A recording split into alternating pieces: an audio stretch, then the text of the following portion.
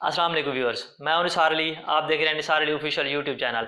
आज हम डिस्कस करेंगे गोट फार्मिंग के ऊपर और इसमें कौन कौन सी मुश्किलात आ सकती हैं। इसकी जो नस्ल है पाकिस्तान में कौन से इलाके में करनी चाहिए, इस प्राइस क्या होती है, डिवर्मिंग कैसे करनी चाहिए, वैक्सीनेशन कैसे करनी चाहिए और इसकी सेल एंड परचेज, जगह का, लेबर का, फूड का, ऐसे बहुत सारे सवाल जो इंसान नया कारोबार करना चाहता है उसके जहन में आते हैं। उसके सब सवालों के जो जवाब होंगे आप जानेंगे मलिक कैंसर साहब से।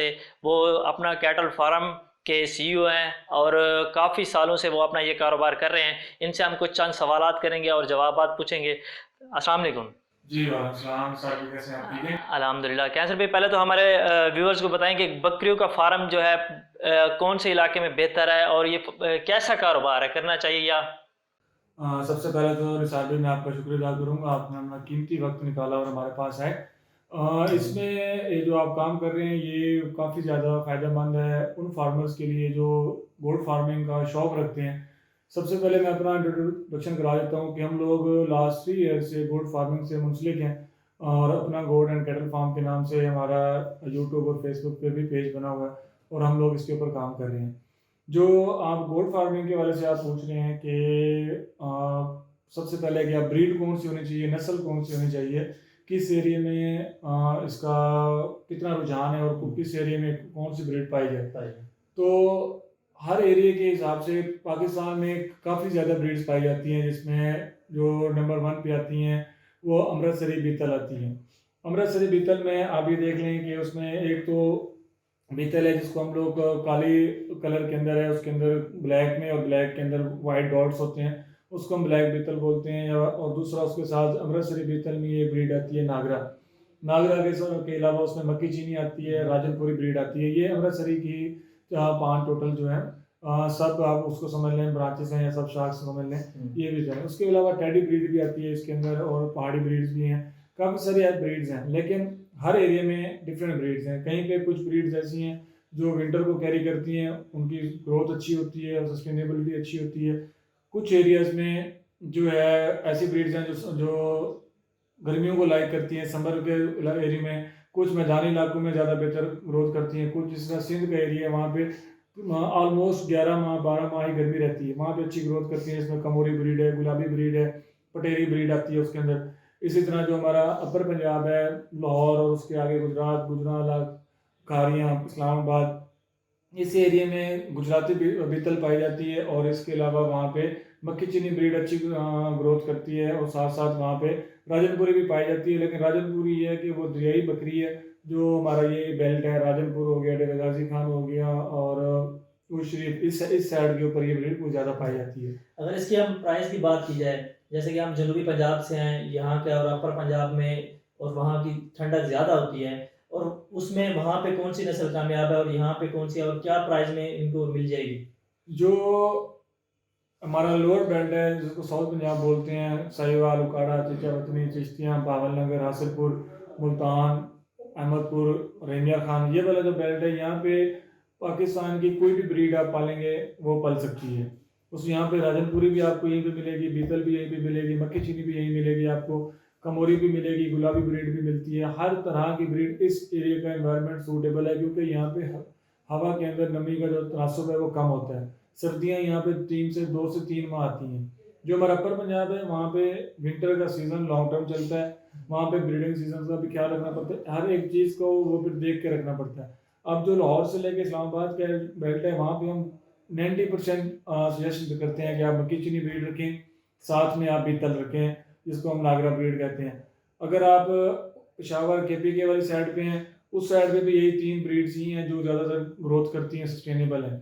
जो जो ब्रीड्स हमारी राजनपुरी है, कमोरी है, पटेरी है या गुलाबी है, ये ब्रीड हमारी अपर पंजाब में नहीं चल सकती क्योंकि वहाँ पे मिनिमम भी ना 5 से 6 माह वहाँ पे विंटर का सीज़न चलता है और उस एरिया में ये बकरियाँ ग्रोथ नहीं करती। और अगर इसकी जगह की बात की जाए, कितनी जगह होनी चाहिए और कैसे जगह होनी चाहिए, आप हमें फुट के हिसाब से बता दें कि इतनी बकरियां इस जगह में रह सकती हैं और उसका शेड का कैसा होना चाहिए, थोड़ा स्केच बता दें इनको। देखिए, आप जब आप गोट फार्मिंग की बात करते हैं तो फिजिबिलिटी पे तो आप ये नहीं सोच सकते कि मैं 10 लाख शेड पे लगाऊंगा या 5 लाख लगाऊंगा या किसी ने 100 बक्स रखनी है, 100 नंबर्स में जाना है तो वो सपोज कर लेंगे 2 मिलियन या 3 मिलियन का शेड, इसमें डे बाय डे चेंजेस आती हैं। आपने एक दो शेड तैयार करना है, अगर आपने सपोज कर लें कि आपने 20 पे 100 का बना लिया या 30 पे 50 पे आप चले गए हैं, उसके अंदर आप 50 बकरी रखना चाहिए, 100 बकरी रखना चाहिए, आप रख सकते हैं। लेकिन उसमें जब आप बाद में आपकी ब्रीड्स आती हैं तो फिर आपका साइकिल इस तरह बन जाता है कि कुछ बकरियां होती हैं वो नॉन प्रेग्नेंट होती हैं, कुछ प्रेग्नेंट होती हैं, कुछ बिल्कुल तैयार होती हैं, कुछ बकरियां ऐसी होती हैं जिनके साथ किड्स आ जाते हैं। तो सबको सेपरेट सेपरेट आपको ट्रीट करना पड़ता है।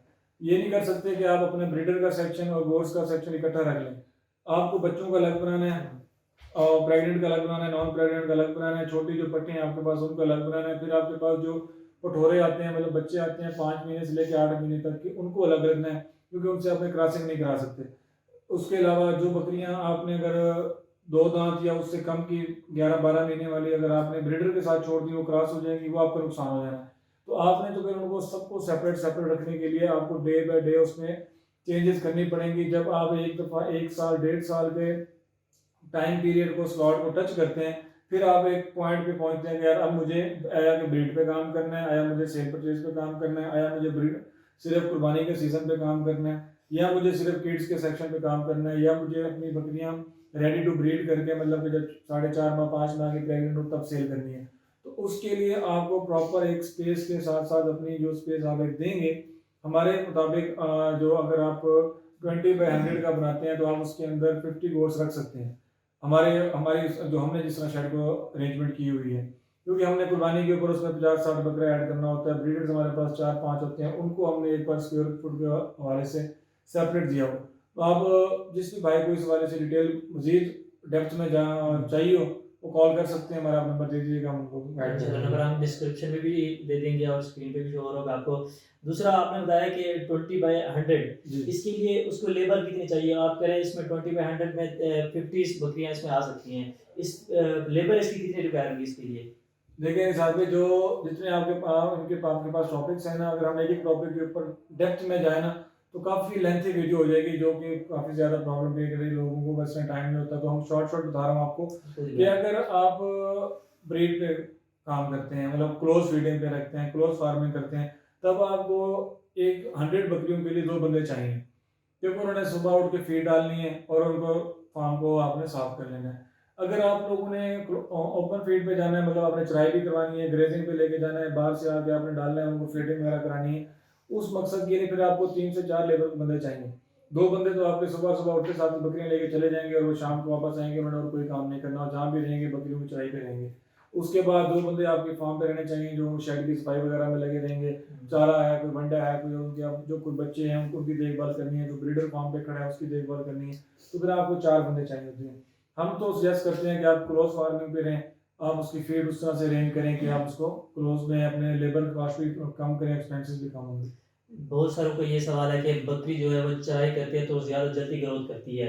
अगर जो अपर पंजाब में लोग वो बिजनेस करना चाह रहे हैं, उनके पास जगह कम है, तो उसके लिए फूड के लिए क्या रिकमेंड करेंगे कि कौन सी फूड उनको डालें और जल्दी ग्रो कर सके बकरी? देखिए बात यह है कि हर बंदे का हर जगह का डिफरेंट सिनेरियोज हैं, डिफरेंट चीज़ें हैं। अब हमारा जिस मजबूरी पंजाब है, यहाँ पे 90% लोग जो हैं वो ग्रेजिंग पे रहते हैं, 10% जो है वो क्लोज फीडिंग पे स्टॉल फीडिंग पे चल रहे हैं। अपर पंजाब में वहाँ पे अगर आप गुजरात में रख रहे हैं 100 बकरी, तो वहाँ पे सड़कों पे लेके फिरेंगे, वहाँ पे खुले एरियाज में, या आप अगर मरदान में या सवाबी में या आप चार सदा में या अब्टाबाद में लेके फिर रहे हैं तो वहाँ पे नहीं रख सकते। उसके लिए आपको stall feeding close feed farming पे ही जाना है। उसके लिए हम रिकमेंड करते हैं बकरियों की, जो कि पाकिस्तान में और इंटरनेशनली दुबई में अरब कंट्रीज़ में जो लोग फार्मिंग करते हैं, वो लोग लूसन की है के ऊपर अपना डिपेंड करते हैं कि आपकी लूसन की होनी चाहिए, आपके पास अपना प्रॉपर वंडा खुद तैयार करें। मैं आपको अपने फार्म के भी आपको इसके अंदर ऐड कर देंगे हम लोग, अब देखेंगे कि हम लोग अपना ही उसके अंदर लूसन की है के ऊपर जनता रहता है तो जनता की ऊपर हम ये बनाते हैं। अगर हमारे पास गवारा की फसल हम काश्त करते हैं, हम उसकी भी लोसन की हेर तैयार करते हैं, अपने फार्म पे तैयार करके अपनी ही बकरियों के लिए हम और यूटिलाइज करते हैं। और फिर आपके पास बकरियां चाहे 150 हो जाए, आपको लेबर के 2 बंदे चाहिए। अगर आप ग्रेजिंग करवाते हैं, ग्रेजिंग नो डाउट मैं नहीं कहता कि आप ग्रेजिंग ना करवाएं, उसमें प्रॉब्लम्स भी आती हैं, प्लस पॉइंट्स भी हैं, नेगेटिव पॉइंट्स भी हैं, दोनों हैं। अब सपोज कर लें अगर आपने 1 एकड़ जंतर काश्त किया हुआ है, वहाँ अपनी बकरियां चरा रहे हैं, वहाँ अगर कोई ऐसी जड़ी बूटी काश्त उग गई है जो आपने नहीं लगाई और आपको पता भी नहीं है, तो बकरी खा के आएगी या ज्यादा खा लेगी तो उसको अफारा हो सकता है। ये फिर डिफरेंट चीजें हैं, आगे डेप्थ में जाएंगे तो फिर वो हाँ, आपने इसमें बीमारी की बात की है तो बहुत सारे ये कहते हैं कि हमने फार्मिंग किया, बहुत सारी बकरियां मर जाती हैं। इसमें वैक्सीनेशन का कौन सा ड्यूरेशन होता है कि इसमें वैक्सीनेशन लाजमी होती है? और डिवॉर्मिंग का आप बता रहे थे कि डिवॉर्मिंग किस टाइम करनी चाहिए, और साल साल करनी चाहिए जो नई परचेज करके हैं सबको करनी चाहिए, जो बाहर से परचेज मंडी से करके आ रहे हैं उसी टाइम करनी चाहिए? देखिए, हम हर जानवर का अपने यहाँ बोर्ड होती है, अपनी उसकी हेल्थ होती है, अपना उसका बॉडी वेट होता है, उस हिसाब से सब कुछ होता है। बाकी जो वैक्सीनेशन है ये आपको करवानी चाहिए जब मौसम चेंज हो रहा होता है।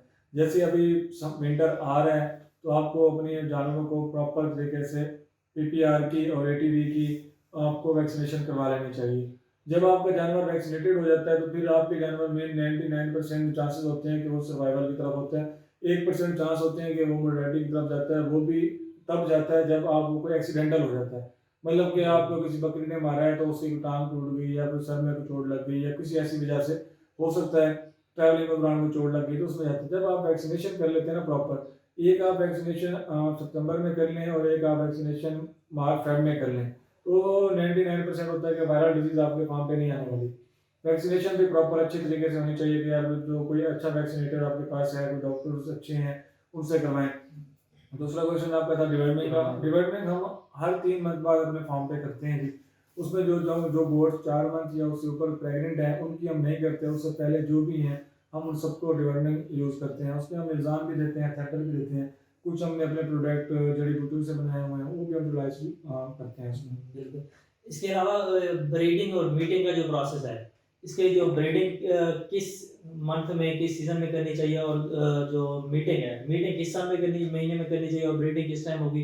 इसमें दौरानिया बता दें, क्योंकि सर्दी के मौसम में जब वो बकरी ब्रीडिंग करती है तो उस वक़्त मोस्टली वो होता है डेथ रेशियो इसकी ज़्यादा होती है बच्चे की। तो जी, इसमें बिल्कुल ऐसे है। बकरियों में ब्रीडिंग सीजन जो जिसको हम काउंट करते हैं, आप पहली दफा ही बकरियां जब लेके हैं, 1-2 महीने को अगर आप उसमें देख लें कि यार कि मेरी बकरी कुछ खा पी ले, सेहतमंद हो जाए, फिर इसको क्रॉस कराऊं, बजाय इसके कि आज हीट में ही हम लगवा लें। जब बकरियों का प्रॉपर सीजन है वो आप सितंबर में या अक्टूबर में बकरियां क्रॉस करवाएं। अब अगर वो बकरी सितंबर में क्रॉस होगी, वो आप मौसम अपने एरिया का खुद देख लें कि आप सितंबर में क्रॉस करा रहा हूँ, सितंबर, अक्टूबर, नवंबर, दिसंबर, जनवरी।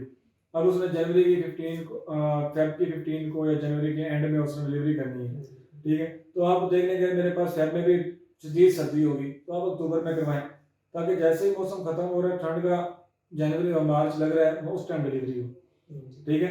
दूसरा जो आप उनको क्रॉस कराएं, अगर आपकी जन बकरियां फेब में बच्चे देती हैं, फेब में, मार्च में, अप्रैल में फिर जाके वो खुद ऑटोमेटिकली क्रॉस होंगी, हीट पे आ जाएंगी, रिपीट हो जाएंगी। जो बकरी अप्रैल में क्रॉस होगी, अप्रैल, मई, जून, जुलाई, अगस्त, अगस्त में ना सर्दी होती है ना गर्मी होती है। आपके बच्चों को 2 महीने का टाइम मिल जाएगा, वो ग्रोथ कर जाएंगे, उसमें डेथ रेशो, मोर्टेलिटी रेशो जो है कम हो जाएगी। अगर यही चीज़ आप पीछे ले दें, आप अगर जुलाई में क्रॉस करवा लें और बकरी का बच्चा दिसंबर में आए या नवंबर में आए और बहुत ज़्यादा शदीद ठंड पड़ रही है, जिस टाइम बंदा खुद फार्म में नहीं जा सकता और बकरी उसकी रात को 10 बजे 11 बजे डिलीवरी दे और बंदा सुबह 10-11 बजे जाके देखेगा, तो ऑब्वियसली वो मोर्टेलिटी की तरफ जाएंगी, रेशो बढ़ेगी। इस वक्त जो बच्चे देती है बकरी, मोस्टली 1 से 2 होती है। इसमें नस्ल का भी है कि जो मक्खी चीनी है ये 2 मैक्सिमम देती है, और जो राजनपुरी है ये 1 देती है, इलाके वाइज इसमें कोई आप? नहीं, इसमें टोटली डिपेंड कर रहा होता है कि आप बकरी की एज क्या है जिस टाइम उसको क्रॉस करवा रहे हैं। जैसे मैंने पहले बताया, बकरी 7-8 महीने से हीट में आ जाती है। अगर आप 7-8 महीने की एज में बकरी क्रॉस करवाएंगे तो जो ऑब्वियसली उसने एक तो एक ही बच्चा देना है, दूसरा जब भी बच्चा देना है उसने बहुत कमज़ोर देना है, और अगर उससे आपने बड़े बकरे से क्रॉस करवा लिया तो वो डेथ की तरफ चली जाएगी, या बकरी या बच्चा। तो बेहतर होता है कि आप बकरी को मिनिमम 4 दांत, बहुत सारे जो लोग हमारे न्यू फार्मर हैं वो ये समझते हैं कि 6 दांत 8 दांत बकरी बूढ़ी हो जाती है। तो बहुत जो परफेक्ट फार्मर हैं जो इसके ऊपर काम कर रहे हैं, जो इससे अर्निंग ले रहे हैं, वो 4 दांत या 6 दांत करा के बकरी क्रॉस करवाते हैं। क्योंकि बकरी का लाइफ, बकरी अपनी फुल एज में, जवानी में जिसको हम बोलते हैं, वो आती ही तब है जब वो 8 दांत होती है। क्योंकि 8 दांत में तो उसने 2 से 2.5 साल में 8 दांत हो जाना है, और बकरी ने 14-15 सूए देने होते हैं। तो उस चीज़ में आपको नहीं घबराना कि बकरी 8 दांत है, 6 दांत है। देखना ये है कि उसकी एज क्या है, उसकी फिजिक कैसी है, उसका बॉडी स्कोर क्या है, वो किस स्ट्रक्चर पे खड़ी है और मौसम कौन सा है, उस टाइम आप उसको क्रॉस करवा लें, और वो 90% चांसेस होते हैं कि 2 या 3 बच्चे देती है। अगर आपने उसको प्रॉपर उस एज के बकरे के साथ ब्रीड नहीं करवाया, उसका स्पर्म मेच्योर नहीं है, बकरा इतना हैवी अच्छा नहीं था, तो फिर उसमें बकरी कभी कभी 1 भी देती है, 2 भी देती है। इसमें नस्ल का कोई वो नहीं है पेट के। राजनपुरी भी 3 दे देती है, मक्की चीनी भी 3 दे देती है, बीतल भी 3 दे देती है, 2 दे देती है, कोई उसका। दूसरा बंदा बिजनेस तो कर लेता है, हर बंदा कहता है, बाद में ये शिकायत आती है कि हम सेल कहाँ पे करें, परचेज कहाँ से करें, क्योंकि मोस्टली वो कहते हैं कि हम मंडी से जाते हैं, हम बहुत सारी बीमारियां आ जाती हैं। तो हम आप सजेशन करेंगे कि फार्म से बेहतर है या मंडी से परचेज करें, और कितनी एज की बकरी परचेज करें कि वो फार्मिंग आगे कर सकें? देखिए, इसमें भी ये हर टॉपिक जो है ना, ब्रीडिंग का हो गया, फीडिंग का हो गया, स्ट्रक्चर का हो गया फार्म का, उसके बाद अब प्राइसेस का हो गया, ब्रीड्स का हो गया, ये सारे टॉपिक्स ऐसे हैं कि एक-एक टॉपिक के ऊपर घंटों की आप अगर बात करना चाहें हम कर सकते हैं, ठीक है? अब प्राइस की जो बात है, जो आप सेल परचेज की बात कर रहे हैं, देखिए आपको अगर एक्सपीरियंस है, आप मंडी से परचेज कर सकते हैं, आप मोस्ट वेलकम, आप ज़रूर करें। देखिए, मंडी में 90% जानवर ऐसा आता है जिसको व्यापारी ने बेचना होता है, वो उसको अच्छी फीडिंग करा के आता है, खल चोकर पता नहीं क्या-क्या खिला के आते हैं, मसाले वगैरह देते हैं, उसमें आप उसको जज नहीं कर सकते। फिर आप द ओवर द फ्लो उसको आप दोबारा रिपीट नहीं कर सकते, कोई बकरी आपके पास बीमार आ गई, लंगड़ी आ गई, पीपीआर की बीमारी है, आप वापस नहीं कर सकते। तो आप किसी अच्छे फार्म से अगर आप परचेज कर लेंगे, उसमें आपको श्योरिटी होती है कि यार एक तो मैं यहाँ से परचेज कर रहा हूँ, अपनी मर्जी की सिलेक्शन कर रहे हैं, प्रॉपर टाइम होता है, आप अपनी मर्जी के जाएँ, सुकून से बैठें, देखें, अगर सुबह शाम देखना है, फीडिंग देखनी है, वैक्सीनेशन देखनी है, वहाँ करवानी है, आप करें। दूसरा ये होता है कि आप चेंज करना चाहेंगे, वो चेंज भी हो जाती हैं। हम लोग बेसिकली सेल परचेज का बिजनेस करते हैं, तो ये टॉपिक हमारे भी मतलब फ़ायदेमंद है। तो हम उसमें आपको ये बता दूँ कि हम खुद सेल परचेज करते हैं, तो हम लोग आपको अभी दिखा देते हैं, हमारी टोटल पॉलिसीज़ बनी हुई हैं कि सेल परचेज में बकरी तब्दील भी हो जाएगी, चेंज भी उसमें वापस भी हो जाएगी, आपको बीमार बकरी नहीं मिलेगी फार्म से, आपका एक रिलेशनशिप बनता है। हमारे पास प्रॉपर डॉक्टर्स की एक टीम है, प्रॉपर डॉक्टर्स हमारे आपको बकरी का चेकअप बताते हैं। फिर हम जो बंदा 20 या उससे ज़्यादा बकरियाँ खरीदता है, हम डॉक्टर अपने साथ भी भेजते हैं। वहाँ पे जाके वो हफ्ता एक उनको बकरियों को सेटल डाउन करके, जब बकरियाँ प्रॉपर तरीके से कहीं तक पहुँच जाती हैं ना, तब वो हम उसको अपने डॉक्टर को वहाँ से वापस बुलाते हैं। क्योंकि बहुत सारे नए फार्मर सोचते रहते हैं कि यार पानी लाग का मसला हो जाएगा, फीड नहीं खाएँगी, क्या करेंगी, क्या नहीं करेंगी। वो ईच एंड एवरीथिंग अगर जहाँ से आप परचेज़ करें, अगर आपको वहाँ से आपको एक कम्बो पैकेज मिल जाए, तो वो मेरे ख्याल में सबसे बेहतर है, आप वहाँ से कर लें। बाकी जो रीसेल की बात है, रीसेल हमेशा डिपेंड करती है अच्छी ब्रीड पे और अच्छी बकरी पे। अगर अच्छा बच्चा आपके पास आ जाएगा, तो मेरा नहीं ख्याल कि वो उसको कहीं आपको बेचने के लिए जाना पड़ेगा। अच्छी चीज़ हर बंदे ने, हर गाँव में, हर देहात में, हर शहर में, हर बंदे ने अच्छा बछड़ा रखा होगा, अच्छी भैंस रखी है, अच्छी गाय रखी है, तो सेल का मसला ही नहीं है। उस एक बकरी का अगर 100 बकरी आपको 150 बच्चा भी दे देती है, तो आपके लिए बेचना वो मसला नहीं है। वो एक दिन आप किसी को, एक बंदे को कॉल कर दें अपने एरिया में, नेबर्स में, व्यापारी को, किसी को भी, हमें कर दें, अगर आपने सेल करनी है कोई बकरी पूरे पाकिस्तान में कहीं पे खड़ी है, अगर वो क्वांटिटी में है, 10 हैं, 20 हैं, 30 हैं, 40 हैं, 50 हैं, 100 हैं, हम परचेज करने को तैयार हैं। किसी भी टाइम आप कहें, ओवर द नाइट किसी भी ब्रीड की बकरियाँ हों, हम मार्केट रेट से आपको ज़्यादा रेट देकर उठा लेते हैं। और इसके अलावा इसकी जो फार्मिंग का लाइसेंस होता है, इसका बनाना ज़रूरी है बकरी फार्मिंग के लिए, जैसे खरगोश और दूसरा डेयर फार्मिंग होगी, शुतुरमुर्ग की होगी, और जो जंगली जानवर हैं इनके लिए लाइसेंस लाजमी होते हैं। इसके बारे में कोई है लाजमी लाइसेंस, या ऐसे घर में रख सकते हैं इनको? नहीं, इसके हवाले से गोट फार्मिंग के हवाले से आप पाकिस्तान में अभी तक कोई ऐसा शेड्यूल नहीं बना कि लाइसेंस वगैरह की जरूरत पड़े। इसमें डेथ रेशो की क्या है, आप मुझे बता सकते हैं कि इसमें बकरी में डेथ रेशो कितनी है? देखिए, जो लोग ये कहते हैं ना कि डेथ रेशो, डेथ नहीं है, मोर्टेलिटी नहीं है, बड़ा फायदेमंद काम है, ये नो डाउट प्रॉफिटेबल बिजनेस है गोट फार्मिंग। इसकी तरफ वो पाकिस्तान के बहुत से लोग इस तरफ रुझान कर रहे हैं। इवन के मैं लास्ट टाइम एक मंडी में गया हुआ था, वहाँ पे चाइनीज़ आए हुए थे पाकिस्तानी ब्रीड्स लेने के लिए। बहुत अच्छा काम है, इसमें घबराने वाली कोई ज़रूरत नहीं है कि आप इसमें घबराएं। लेकिन बकरी हो, भैंस हो, बछड़ा हो या कोई दुकान हो, अगर बिजनेस समझते हैं उसको, तो फिर बिजनेस की तरह करें।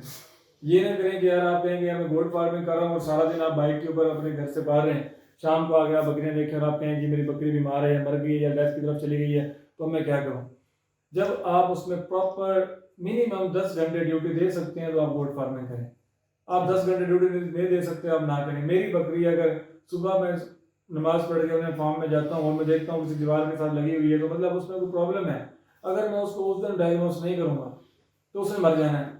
2-3 दिन के बाद इम्यूनिटी सिस्टम बकरी का बड़े जानवरों के मुकाबले में कम होता है। वो तो ये कि हर कोई भी बिजनेस करे, उसके जो टाइम होता है मालिक को ज़्यादा देना पड़ता है कि वो कैसे जा रहा है। ओब्वियसली आप एक दुकान खोलते हैं परचून की, उसमें 2-3 लाख रुपए लगा के आप सारा दिन बैठते हैं, या कोई फैक्ट्री खोलते हैं, तो अगर आप बकरियों में 100 बकरी की इन्वेस्टमेंट मिनिमम भी है, वो 3 से 4 मिलियन रुपीज़ की है, और वो आप कहते हैं यार मेरी लेबर कर लेगी, या मेरे को सुपरवाइजर करा देगा। आपका वो जो दूसरा बिजनेस है, प्रॉपर्टी का है, कोई स्टोर है, कुछ है, उसको भी तो भी सुपरवाइजर करा सकता है, नहीं कर सकता ना। तो गोट फार्मिंग भी कोई और नहीं कर सकता।